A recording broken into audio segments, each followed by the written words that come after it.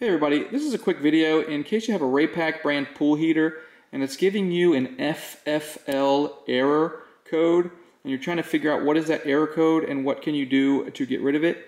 So the FFL is the FF is false flame, so it's giving a signal that there's a false flame.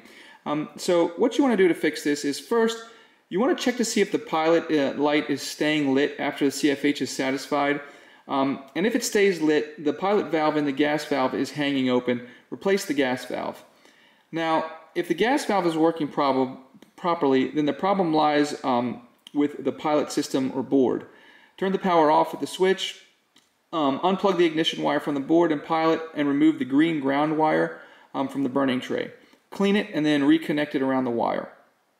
Then you want to turn the power on. If there's no spark at ignition module, turn the power off and replace the PC board.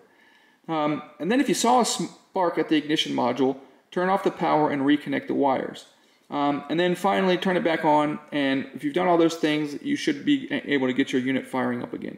So anyways, hope this video helped. Thanks a lot for watching. Have a great day.